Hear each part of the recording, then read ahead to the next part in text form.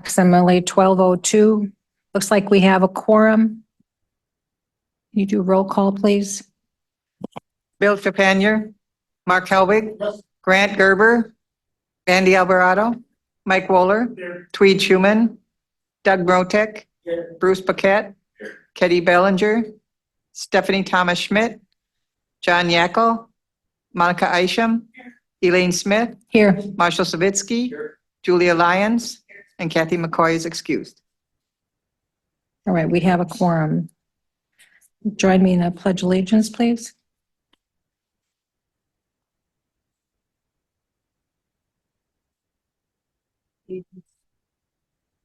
That's okay.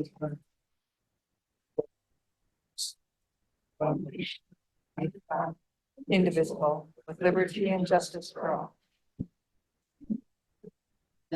Thank you. Can you certify compliance with the open meetings law? This meeting has been noticed to the public and news media as required by section 19.84 of the Wisconsin statutes. Thank you. All right. So I don't have the minutes with me, but I think there were minutes from, before I go there, let's look at the agenda and see if anybody has anything that they want to add.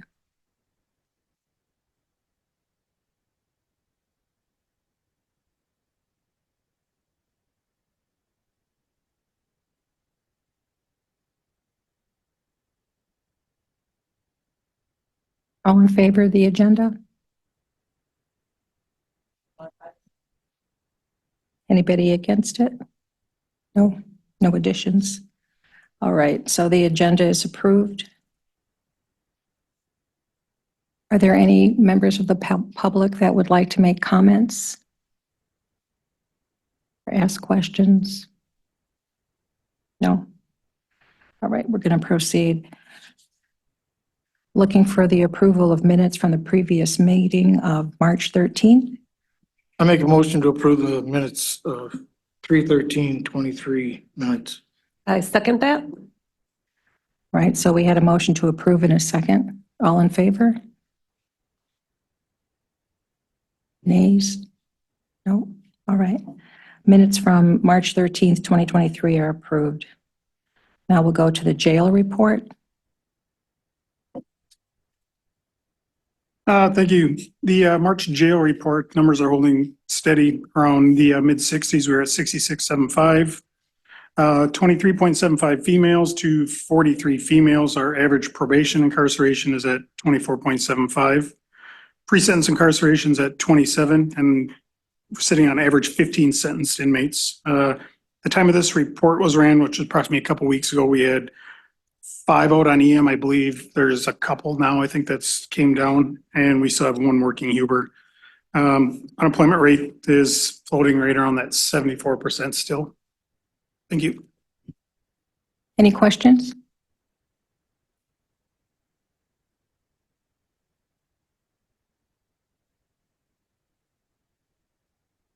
All right. We're going to go to the next item on the agenda. There's an MOU that is in the process of being renewed between Sawyer County and the tribe. And anybody have any comments on that? Yeah, I can just say that Andy presented that to the tribal government, and they had transferred it to our legal department. They've reviewed it. They don't see any edits, so it'll come back to governing board shortly for consideration. Thank you. And is consideration for another 3 years, Andy? Yeah, it's, And the same amount of money that we've contributed in the past? yeah, we were, on the county side, had not proposed any changes to it. Sure. And then we may ask Becky and Justice Point to come see the governing board and describe what they're doing for the, fulfill the MOU and for the money. Is that okay, Becky? Okay. Do you have anything else, Bill? No. So we need a motion. Any questions? Nothing at this time. Well, once we get the details worked out, we'll bring it back for adoption by the county. All right, so now we know what the status is of the MOU and there are no questions from anybody. So now we're going to move to the Criminal Justice Coordinator and TAD grant letter of support discussion. And Becky?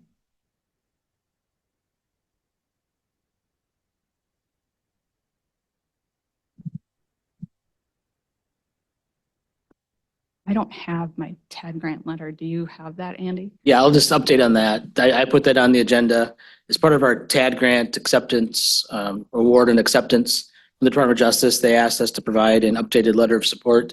This was supplied to them, a similar letter in 2022, I believe, to get the initial grant, or maybe it was 2021. But, we're in year 3 and they just asked for an updated letter. So I prepared the updated letter that would be adopted or approved by the CJCC, signed by the chair, and also attached as a current list of, at least the current list of CJCC members I had that they also requested. Effectively, the CJCC is the direct oversight body of the TAD grant. So that's why this is needed. Yeah, would like the CJCC to approve the letter of support. So you're looking for any discussion on that? Yeah. Is there any discussion? I make a motion to approve the, sorry, I don't have my glasses. We have a motion on the Yeah, floor. letter from the Justice Or two. Coordinating Council. Yeah, I'll second that. that letter. Is this the same letter that you gave me when we submitted the TAD grant, or is this a different one? Can you give me a copy of this? Can you send me a copy? Okay. All right, we have a second from Tweed. All in favor, say aye. Aye. Any nays? No. Okay, motion's carried. The letter to DOJ is approved. And then any input on the deflection grant update? I do have updates about that. We have a signed contract with the House of Hope for services. There is a little bit of a setback because their director is leaving and they have a new director. And it's my understanding that he's going to be an interim director. It's Al Kowalczyk. And they have asked us to hold off on executing that contract until he gets his footing. What's the new director's name? Al Kowalczyk. Okay, thank you. So do you have a time frame for us as to when that might be? Al and I met Al in person last night at the Community Speaks event, and he and I are going to meet in person and figure out a timeline. Okay. But in addition to that, we've also been interviewing for community or certified peer support specialist positions and peer recovery coach positions. So if anybody knows anyone who would qualify for those positions, please send them our way because we're having a hard time finding anybody who is interested in those. I do have them listed on the State Department of Health website. The hard part with that is because they're basically like on-call positions, because you can't guarantee a certain number of hours until we know that we're actually going to utilize those hours. But Becky, we just posted for those positions at the tribe and filled them, so there might be applicants out there yet. I know Jordan St. Germain was behind the hiring of them for our men's shelter. So there may be applicants still available that didn't get accepted or didn't Okay. get the job. okay. Well, maybe we can figure out a way to get those, like filter those to us. Okay, so as far as other program, I'll just go through our regular program numbers and then I have some other program updates. Pre-trial, we're at 133 25 court reminders only, 13 diversion cases, 27 diversion referrals pending. We have 4 diversion cases completed, 2 diversion cases terminated, 6 recovery court referrals,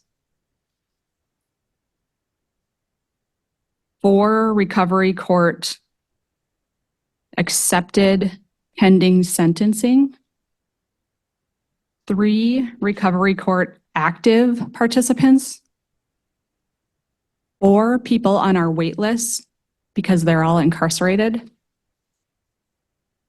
6 intakes pending that are new bonds, which are all incarcerated.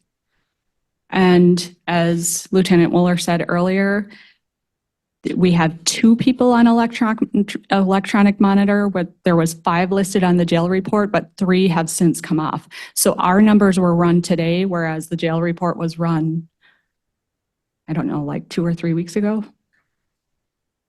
So 3 have come off since the jail report was run. Does anybody have any questions about numbers? And how do those people get off the electronic monitor? They complete their sentence. Those are sentenced inmates. Thank you. I have another question. How is the recovery court doing as far as participants? We're right on track as far as our goals Good, good, or capacity. good. It's good to hear. It's Yeah. always slow in the beginning and then it speeds I up. will say, and Andy will probably get the humor in this, we're doing much better than we were compared to how we wrote the goals for last year. Last year, I wrote the implementation grant on the goals based on our pretrial numbers, which was not good. I set us up for our goals to be way too high last year, which was fine because we were only in implementation, but I used the pretrial numbers and we're substantially high on our pretrial numbers. And I didn't know, and I had 3 people edit the grant. Nobody said anything about my numbers. But this year we're much more realistic about our goals and objectives with the grant. That happens. We had the same experience when our first grant was written. I think they said that we were going to graduate 30 people, which is crazy. I said 50. Oh, yeah. But again, 3 people edited it. Nobody said anything. What's your current goal? 10. That's realistic. Yes. Okay, so if nobody has any questions about numbers, I do have program updates. I do want to reiterate, because I think that people get stuck on numbers. Justice Point does a lot more than just drug testing and even just supervision. We manage a lot of different things and we wear a lot of different hats. So I think that sometimes it goes unnoticed that our case managers and when Michelle isn't a case manager, but they do a lot. So they deserve some recognition. We manage all of the jail programs. We do all of the electronic monitoring other than what the Huber officer does on that side of it. But we do all of those intakes and all of the monitoring side of that. So, all of the new arrests, all of the risk assessments, they come in nights, weekends. That's not on our contract. So there's a lot that goes on that we don't have to do, but we do it. Okay, so updates. Professional visiting. As of January 1st, we completely revamped the professional visiting policies and procedures. We collaborated with other jails, took a bunch of different policies, took what we thought would be beneficial for our jail, and it was a collaborative effort. It was not just me. it was sheriff, it was lieutenant, and looked at how our jail functions, and our policies had not been updated since 2018, I believe, and redid our policies. We also had not redone our application process for many, many, many years. We had some professional visitors who had not updated their applications for upwards of 20 years. So we are redoing everybody's applications. And so previously approved visitors are being revetted, and we've given previously approved visitors until the end of June to get their updated applications to us. Everybody will have a photo on file for security measures because we haven't had that. So now jail staff will know for sure who's who, and that will be helpful. It's been a little bit of a struggle with some people, but for the most part, everybody will just submit their new application. The applications are available on the sheriff's website. So if you want, I can forward you the website information. And if anybody is looking for it, they can just download it. We do ask that people email us the applications because that gives us a paper trail. We don't like to take a hard copy because we can't track that. Anybody have any questions about that? No questions? I just have a comment, and I think you're probably gonna say the same thing, but Good. just, could you pass on to your colleagues that we really do appreciate everything that they do? You know, we only see you for the most part, so we're not able to tell them how much we appreciate what they do. Well, thank you. Yeah, thanks, Mark. I was going to say that as well. But Becky, how is it working with your satellite offices at the tribal government building? Well, we appreciate having that office, and I need to respond to your email. It definitely helps with attendance for people that have transportation issues, so that is very helpful. And I absolutely think that we should share the office space because if it's not being utilized on Tuesdays and Fridays, then it needs to be used as much as possible. Yep. Katie came to see us and we approved her on those opposite days. Yeah. Thank you. Thank you. Well, thank you. I mean, it's not our office space, but we appreciate being able to use it, so. GED program in the jail is offered through Northwood Tech. And for this school year, the 23-24 school year, we just got an update the other day. Aura Carroll is our teacher that comes in and offers GED programming. She has graduated 15 people this school year, which is our highest number that we've had in a long time. That's So that's awesome. The print reading class that we had running that ended in March, I have a copy of their certificate. I did white out the name, but we graduated 2 people. That it was a very small class, but I will say the 2 people that started completed and they made all of their classes. So the success there was that when we met with BJ Williams in the beginning, he told us that every jail that they worked with did not have a 100% success rate. We did. So I'm pretty proud about that. Becky, what was that class again? I'm sorry. It is interpreting industrial prints, print reading foundations, geometric dimensioning, and tolerancing. Yeah, so even though it was only 2, it was still 100%. That's great. So we're hoping to get another one going. It may not be the exact same one, but another one through Northwood. The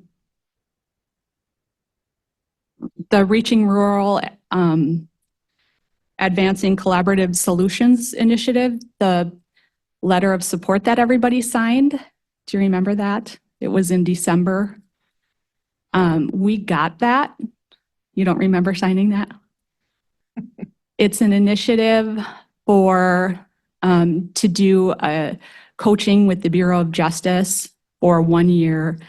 If we got it, it was a coaching opportunity for 1 year. And then at the end of that year, it opens us up for funding opportunities, not to be confused with like this year a grant, but a coaching opportunity through this year and then opens us up for funding opportunities. But yes, we got it. Started on February 26th. I have included that in here. So I'm going to pass this packet around. So this is the completion certificate. I also included the updated jail application and then the acceptance letter for the Bureau. I'm just going to pass it around. Thank you. Last update, we are losing one of our case managers. We had a resignation. His last day is April 18th, next Thursday. So we are hiring for that. I have been doing interviews. I'm doing second interviews next week, and hopefully we'll make an offer. And the other thing I want to remind everybody is we're contracted. We work for a nonprofit, and I know Judge Smith and I have had this conversation. We don't get paid a lot because we work for a nonprofit. We do what we do because we love what we do. So, and there's also benefits that we give up because we work for a nonprofit. We don't get retirement match, and that's part of why Carter, that's a big reason why Carter's leaving.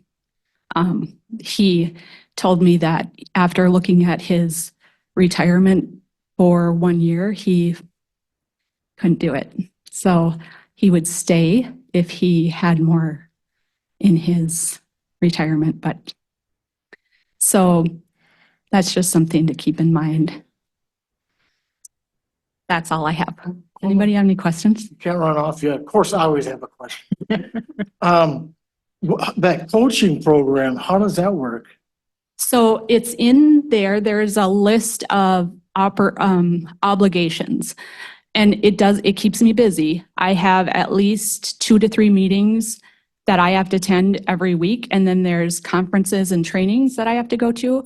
So April 22nd, that week, I have to go to a training, and my meetings that I go to, those are all like, they're not meetings, they're trainings. And it's like a coaching session with a group of their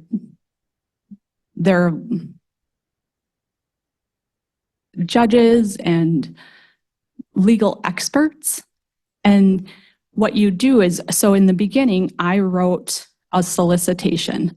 And what I wrote was where we want to be. And I wrote about crisis intervention training because that's where we want to go.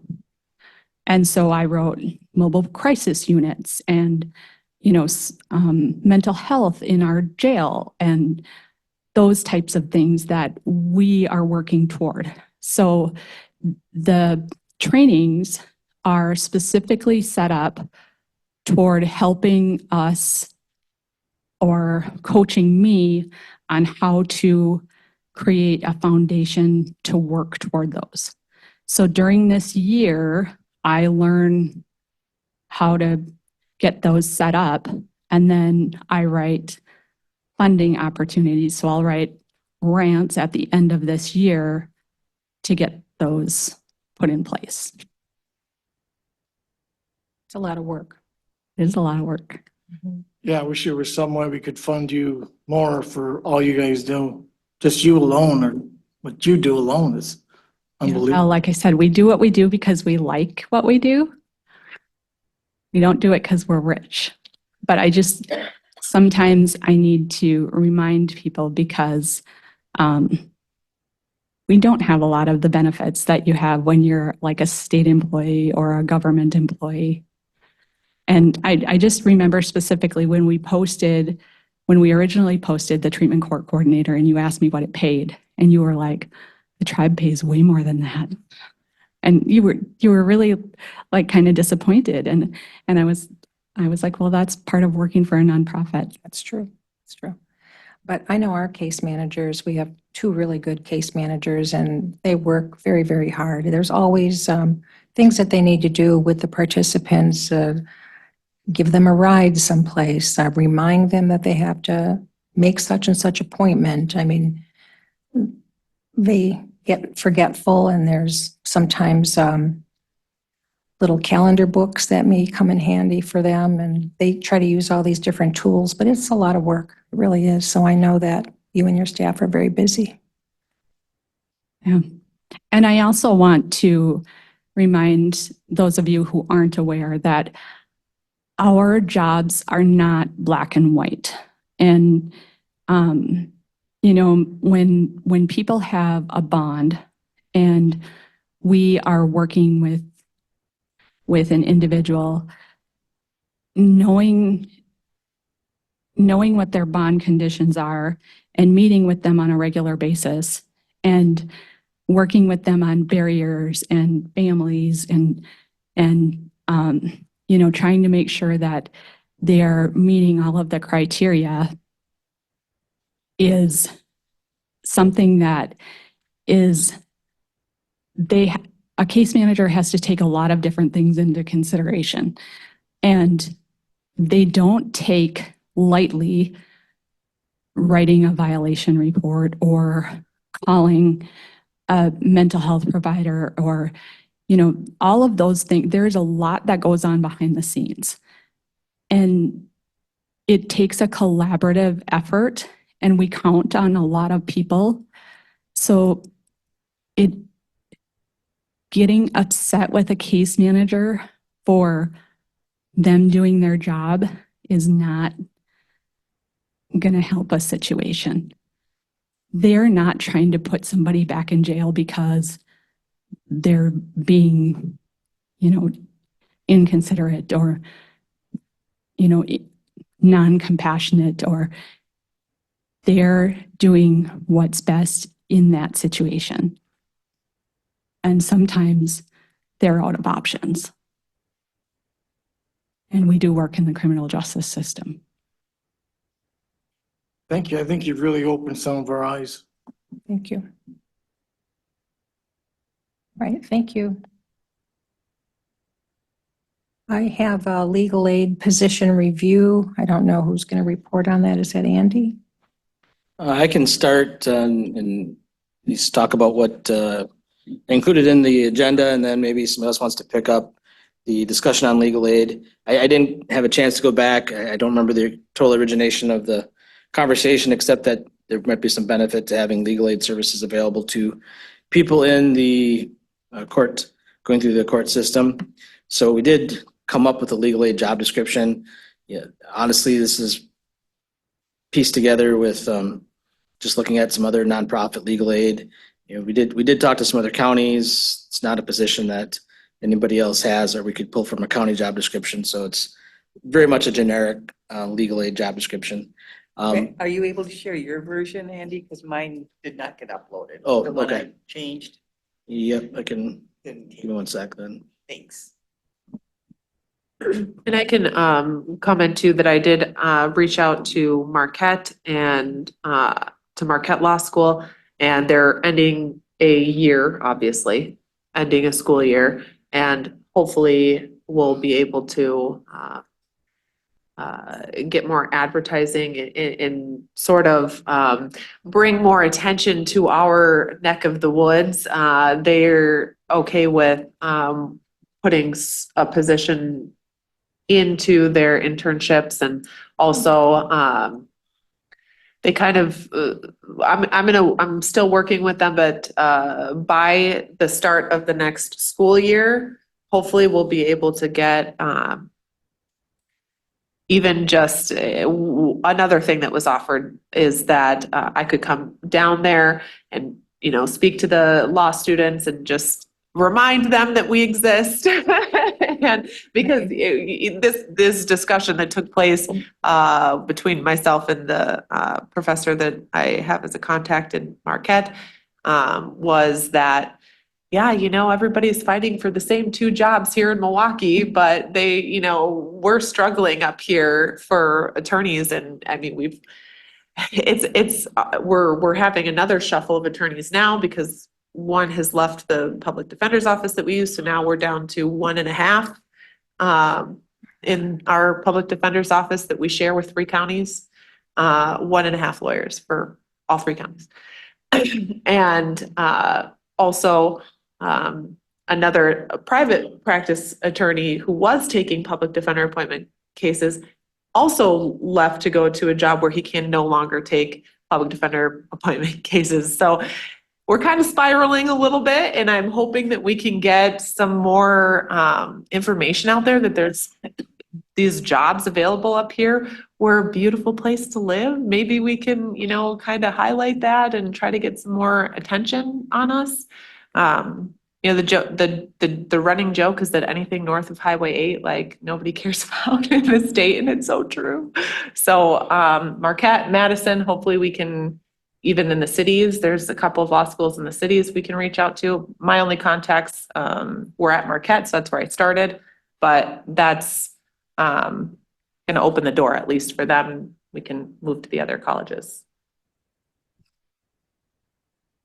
We'll be down, I think, next week for the Wisconsin Tribal Judges Association meeting. We're going to be at the Wisconsin Law School in Madison. So I could raise that question while I'm down there and see if I get any feedback, and I'll let you know. I didn't do any reach out like Judge Isham did, but on the screen and in your agenda that's online now, I did find the volunteer legal clinics from Marquette, and they do have Zoom options, so I just thought I'd share that. I did look at the UW-Madison Law School as well, and they actually seem to refer people to the Marquette clinic unless they have like a neighborhood law clinic at Madison that's more on evictions, rentals, real estate law. They didn't seem to have any just kind of broad criminal legal clinics or legal assistance available. Also in the packet is the Wisconsin State Law Library has resources by county for legal assistance. So under Sawyer County, they list a number of organizations there, ADRC, Judicare, Lyft, Lawyers for Learners, and as well as the Marquette Legal Clinic. So that those resources out there, we could probably make, and they might be advertised down the hall at the clerk court's office, I don't know. But there are some resources out there. The legal, like I mentioned, the legal aid position or job description is there. I did not, again, look very deep into this, but one of the, I don't want to say red flag, but maybe hurdles or reasons counties or municipalities aren't involved in this is that I think a lot of the legal aid seems to come through nonprofits, which offers them some protection when they're providing legal assistance. I know our DA's office or clerk of court's office, standard answer to people with the public is we do not provide legal advice. And we don't want to be caught in a position of providing bad advice. So I don't know necessarily that as a county, we would want to create a legal aid position. I don't know if that was the discussion we had last month or the intent, but that's something I want to look into to make sure. I think a lot of times legal aid workers work for a nonprofit. They're not lawyers, but they're working under the direction or supervision of a lawyer who's providing that to the nonprofit. So I think that's something we should be digging into if that's where we want to go with it. So what office were you thinking of this aid would be at? I don't know what we were thinking. I think So this is just the direction out of last month's meeting and put in the Yeah, I do minutes was to recall. look up a job description for a legal aid worker. And we discussed that and the online Yep. opportunities for, now, do the inmates have access to internet to get, law Computers. assistance or whatever? It's uploaded on their inmate tablets, Fastcase.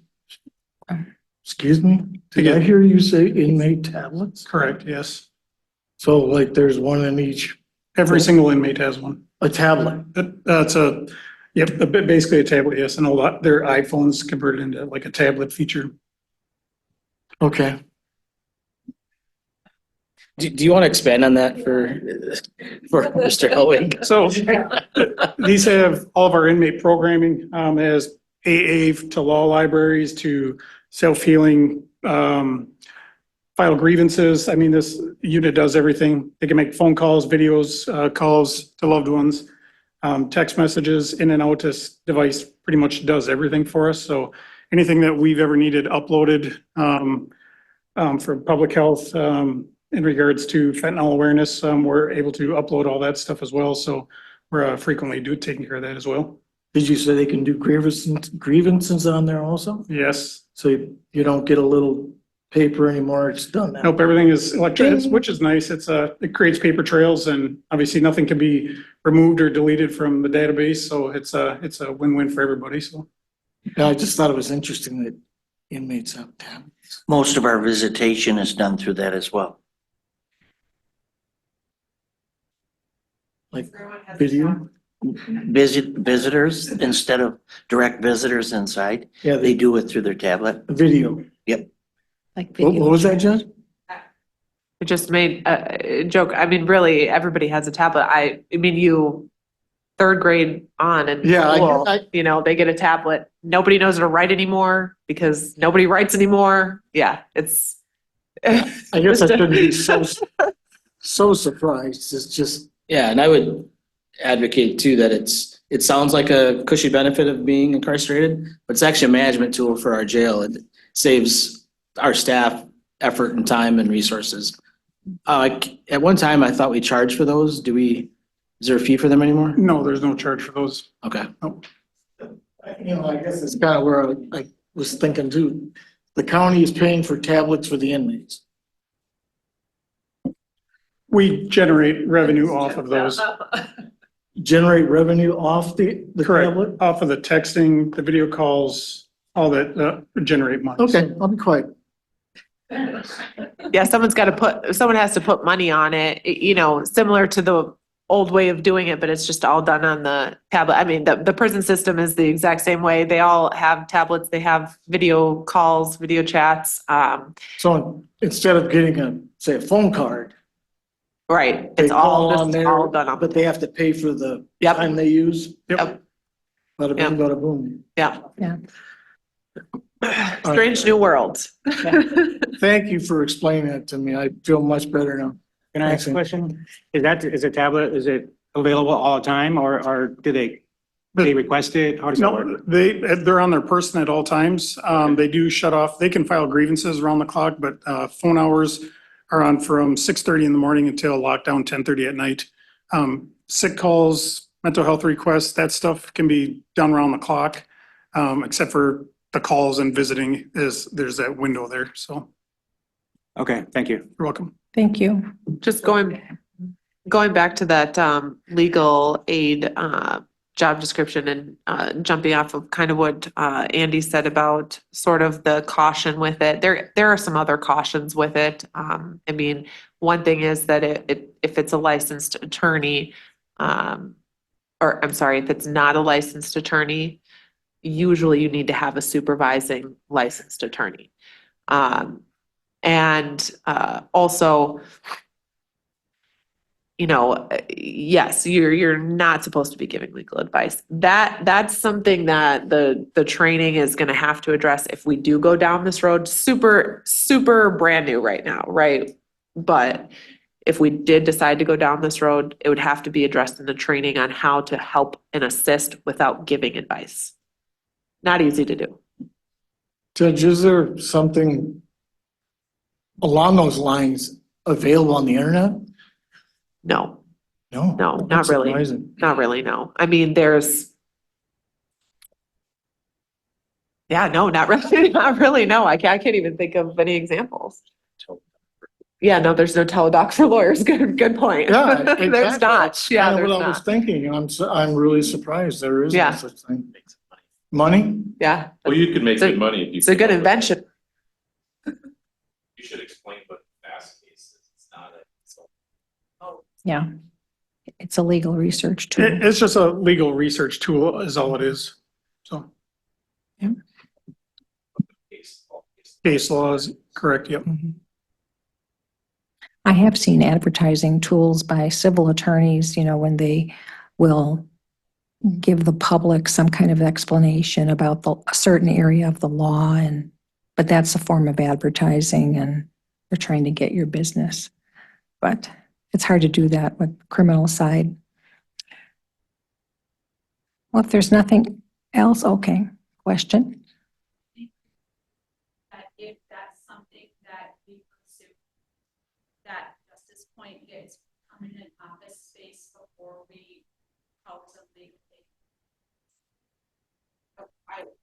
Even if, and yeah, totally agree. Even if we did go down that path, I wasn't really, envisioning it being an in-person person. No. Yeah, no. Yeah.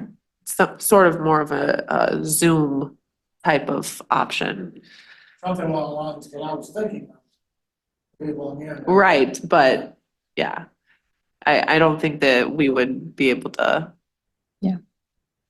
That Kind of person would like have to the- travel. There'd be a lot of, yeah, Like the Marquette Legal Clinic. right, like the Marquette Legal Clinic. Yeah. So, yeah. Okay, no other questions? We're going to move on. Should I follow up on something with Judge Isham? The public defender, you mentioned that, which 3 counties do we share with? It's Beer. It's Washburn, Burnett, and Sawyer. Okay, so that's not the county I was talking to, but I think there's counties up north that are having difficulty with public defender. I think all counties statewide are having problems. So just while we're talking about for my benefit and everybody else, so if we have a lack of public defenders. Right. I believe judges can appoint counsel that has to be paid by the county then? Right. Yes, so that does come out of the court budget. How Now, often is that happening here? often, I would Often, say. okay. Yeah, it's the second option. So if somebody qualifies, or is close to qualifying for a public defender, then they most likely qualify for court appointment as well. If you can't find a public defender in that case, the next step would be court appointment. But if it's somebody who's just on the verge of qualifying for public defender, but doesn't, they're probably gonna qualify for court appointment. The backside of it is if we don't do it, then backlog Right. starts racking up. And so, we have to do it. And we should, because obviously we have to give, what they have a constitutional right to. But also, there will be a backlog. Well, we'll start to see that again if there's not hiring in that office, I fear, because just this week, I think we had an entire morning of cases that had to be reset because the public defender who left was on those cases. And now we had to tell all of those people, no matter what they were there for, sorry, you no longer have an attorney, wait till you hear from someone. So those are now set for another month or two from now, and that's just cases that could potentially have been finished by then are still in that waiting period.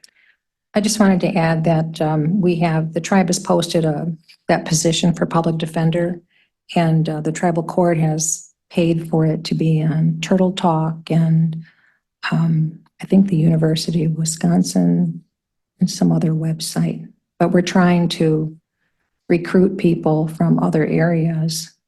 But I haven't heard from HR as to whether or not we have any applications. 0. Bill says 0. So hopefully people will want to come up to the Northwoods. I'm going to have to move on. We've got about 13 minutes here. And anybody have any other statements? We're going to move on to the Health and Human Services report. Okay, I'll jump and then you can go, because I don't have a lot to report, but from youth justice perspective, we have had 4 referrals since January. The concern that I have with youth justice right now is we have Shannon and Kim, who are our case workers, and they have very high loads. One is 13 and one 16 of ongoing cases, plus they have some pending. That's a really high caseload, and if we continue to go down this path this year, we are going to need to figure out what we're going to do about staffing with that. The other thing I wanted to report on as well is that we have of our cases, we actually have 8 who are placed in out-of-home care. When it comes to YJ, we've got 3 in Lincoln Hills, Mendota, 2 in residential, and 3 in a 180 program, which is a secure facility through Eau Claire JDC. So that's new for us compared to what we've been seeing in the last few years. So we'll want to keep monitoring that. Again, things ebb and flow throughout the year. We'll see what happens, but I'll keep bringing these numbers to you as we move forward. Thank you. And then Joyce has some great things to report on. Right? Hi, good afternoon. So yeah, I'm going to make this short and sweet. We don't have a ton to update on. We didn't do any new presentations because we were really busy working toward the event that we had last night. And, but before I get to that, I just wanted to talk real quick about School Pulse.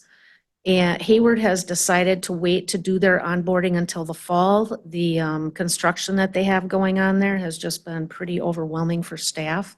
But we did hear from LCO schools, and in the last 3 months, in a 3-month period, they've had 1,600 texts that kids have sent to School Pulse about issues.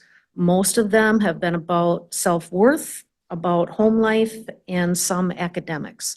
So that, even though that sounds bad, that's good because it's giving them some place to go. They obviously have issues that they want to discuss with somebody.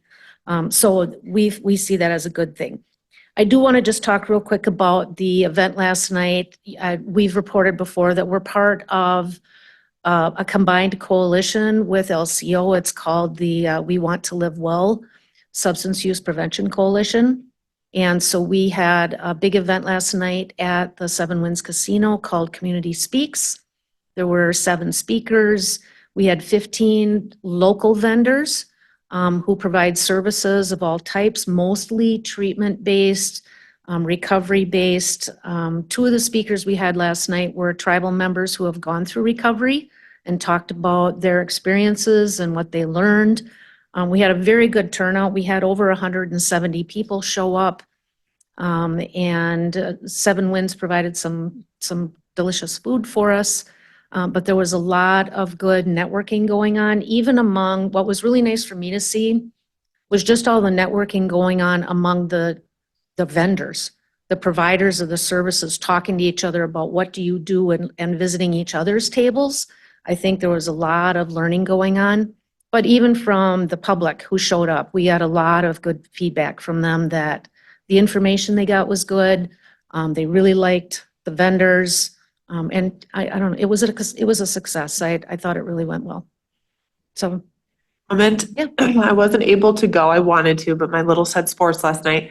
And so I've been asking around the people who I did know who went. Everybody was raving about it. Good. Thought it was phenomenal. Other attorneys that I've had in court this morning that attended said that it was phenomenal.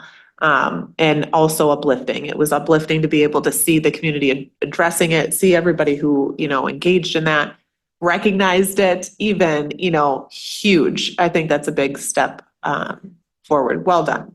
Thank you. That's wonderful to hear because some people have a hard time understanding why we feel these presentations and the ads and all of that are so important. Mhm. And really the most important thing has been to make it okay to talk about that in this county. There are people who are suffering from those losses and they're suffering from the addiction. And we want them to know that as a community, we're willing to fight that together. I just wanted to add too that one of my case managers told me that after the first speaker, who was my daughter, Nicole, that there were a couple of other people who have gone through, tribal people who have gone through that same thing. And they said, I wouldn't mind doing that. I wouldn't mind standing up there and talking about my experience because my daughter was grateful that they asked her to speak because she said it really made me feel good just to share that. And I think that not only did the audience get something out of it, but I think the person who's speaking also will get something out of it. So I think it was very well received. Good. Chairman, I got a question for her. How are you responding to those messages to the school? I mean, you said it's good that we open that channel of communication, but then who responds and? So what School Pulse is on the other side of that text, there are trained and licensed counselors on the other side of that text. So when the kid is texting about a problem, it's a trained person on the other side, helping them navigate that and walk through it and directing them to a place if they need to, if they need something more intense. But for the most part, these problems have been people that they've been able to walk them through. It's a lot about coping skills, right? It's a lot about learning how to cope with those difficulties. And I think that is the strength of School Pulse, is to help teach them that on a one-on-one basis. I have a question. Yeah. Is this really difficult to set up the Pulse program? Just seems like this Hayward Community Schools should really get this going. It sounds like it's benefiting the tribal children big time, so And it's in for them to winter. wait is, It's also in winter. We just haven't gotten the numbers or anything from winter. But yeah, I mean, Hayward has just told us that they just want to wait until fall. that's an awful lot of kids that have reached out, which is awesome, Yeah. to hear that. So Oh. we gotta get our kids doing the same thing. One more comment on that is it goes year round. So when they don't have school in session, they have it all summer long. So. And it's not only for the kids, the parents of those kids can also get on. So if they're having a problem with their child and they're at a wit's end, right? Who hasn't been there?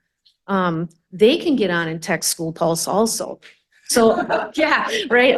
I mean, yeah, don't burn it up. No, but I think part of the step forward for us for School Pulse is now we can start pushing the message more about what School Pulse is and what it can and can't do kind of thing. We really just set it up in the schools to kick it off, right? To get the kids involved. And now that we see that they're actually using it, I think now we as a department can start putting out messaging about School Pulse so that the parents are more aware of what it really is and that it's not just kids texting with somebody. Hopefully this will be a quick, since I'm guessing the superintendent said that, they're not able to do it. Have you spoken to them and given the numbers from the tribal children that are using this and say, hey, look, this is what's going on with the, We just Travel. got these numbers yesterday. okay, so maybe you want to reach out again to them and say, hey, please, let's get this going. Yeah. Thank you. Any other questions? I'd just like to say, Madam Chair, Yes. if it wouldn't be for the commitment that Joyce and Jess put into the event last night and many of these events, they would not have taken place. So they did an outstanding job. I agree. Very good. It was not just us. Thank you. All right, so I have community service updates. Anything on that? Nothing? Any future agenda items by anybody? We'll keep the legal aid position review on there and the MOU on there. And can't think of anything else. Anybody? No?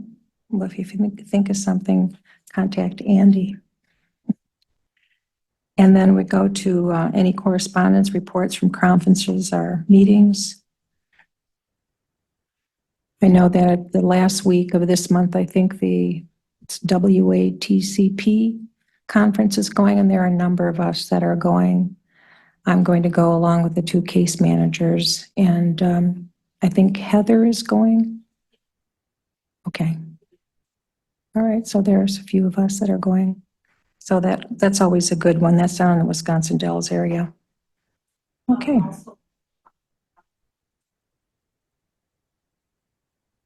Okay, good. All right, so if there's nothing further, do I have a motion to adjourn? Second? Second. Okay. All right, there's been a motion and a second, so we are adjourned. Thank you.